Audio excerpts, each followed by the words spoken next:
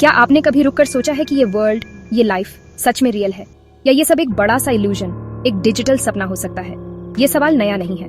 Philosophers सदियों से ये पूछते आ रहे हैं। आज पावरफुल कंप्यूटर्स और इमर्सिव वीडियो गेम्स के जमाने में ये सवाल और भी अर्जेंट लगता है। हम देखते हैं कि कैसे डिजिटल वर्ल्ड्स हमारी अपनी दुनिया की कितनी आसानी से मिमिक कर सकती हैं। तो ये थॉट आता है, क्या हो अगर हमारी रियलिटी इन डिजिटल क्रिएशंस का ही एक बहुत ज्यादा एडवांस्ड वर्जन हो? ये आइडिया कि हम शायद एक बहुत बड़े कॉम्प्लेक्स कंप्यूटर सिमुलेशन के अंदर जी रहे हैं, इसी को कई लोग सिमुलेशन थ्योरी कहते हैं।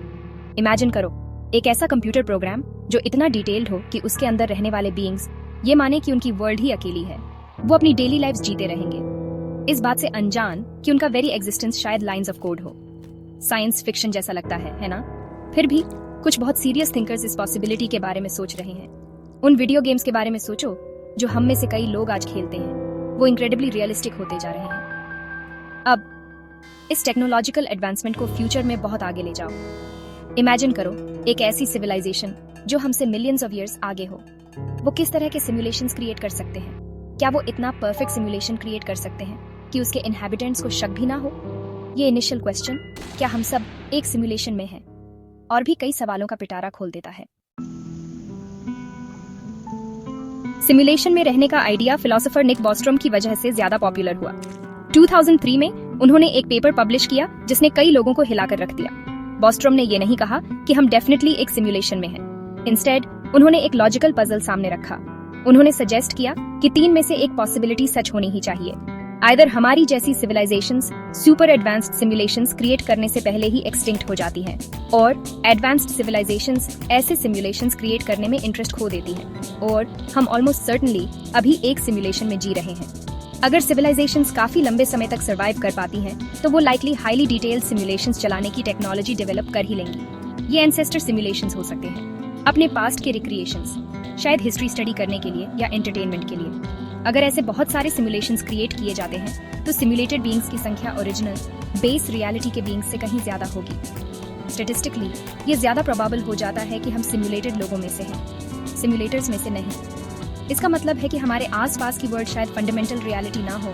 ये सब एक इनक्रेडिबली सोफिस्टिकेटेड प्रोग्राम का हिस्सा हो सकते हैं जो किसी अनइमेजिनेबल कॉस्मिक कंप्यूटर पर चल रहा हो।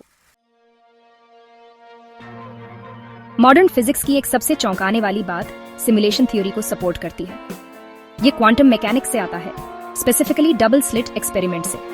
टाइनी पार्टिकल्स जब ऑब्जर्व किए जाते हैं तो डिफरेंटली बिहेव करते हैं कंपेयर्ड टू जब वो नहीं किए जाते। जब कोई नहीं देख रहा होता तो वो वेव्स की तरह एक्ट करते हैं, एक साथ सारे पॉसिबल पाथ्स एक्सप्लोर करते हुए, लेकिन जब मेजर किया जाता है तो वो कोलैप्स हो जाते हैं और डेफिनेट पार्टिकल्स की तरह एक्ट करते हैं।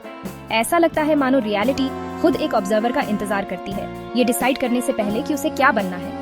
एक कॉम्प्लेक्स वीडियो गेम में कंप्यूटर हर डिटेल हर समय रेंडर नहीं करता, वो सिर्फ वही रेंडर करता है जो प्लेयर करंटली देख रहा होता है। क्या हमारा यूनिवर्स भी रियलिटी ऑन डिमांड के ऐसे ही सिमिलर प्रिंसिपल पर ऑपरेट कर सकता है? ये एक सिमुलेशन चलाने का इनक्रेडिबली एफिशिएंट तरीका होगा।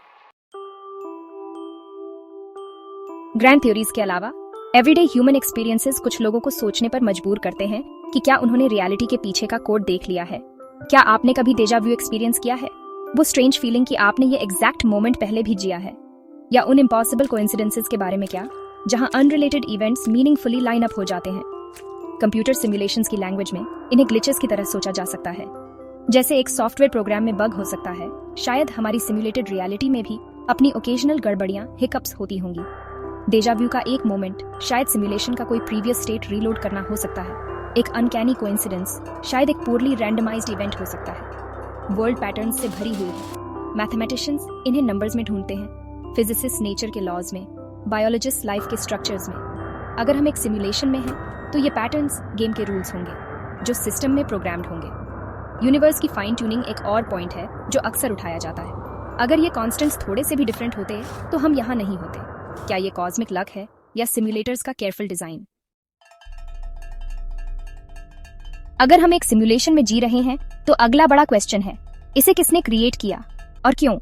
क्या वो किसी एडवांस्ड सिविलाइजेशन के साइंटिस्ट थे जो अपना पास्ट समझने के लिए एक्सपेरिमेंट कर रहे थे? और शायद वो आर्टिस्ट्स हैं जो एस्थेटिक रीजन से यूनिवर्सेस क्रिएट कर रहे हैं। मे बी वो बीइंग्स हमसे इतने परे हैं कि उनके मोटिव्स हमारी समझ से बाहर हों। ये भी हो सकता है कि हमारा यूनिवर्स कई सिमुलेशंस में से एक हो जो काउंटलेस डिफरेंट पर्पसेस के लिए चल रहे हों। अगर हम एक सिमुलेशन में हैं, तो क्या इसका मतलब है कि बाहर प्रोग्रामर्स या एडमिनिस्ट्रेटर्स हैं? क्या हम उनसे कम्युनिकेट कर सकते हैं? क्या हम अपनी रियलिटी को हैक करना सीख सकते हैं? गैप 2S, क्या हम फिजिक्स के लॉज बदल सकते हैं या पास चेंज कर सकते हैं अंडरलाइंग प्रोग्राम को मैनिपुलेट करके? हम सिमुलेशन में हों या ना हो, ये क्वेश्चन हमें रियलिटी का मतलब डीपली सोचने पर एनकरेज करता है। कॉस्मोस में अपनी जगह समझने की ये क्वेस्ट जारी है, जो हमें ये पूछने पर मजबूर करती है, सच में रियल क्या है और इस पर हमारा कितना कंट्रोल है।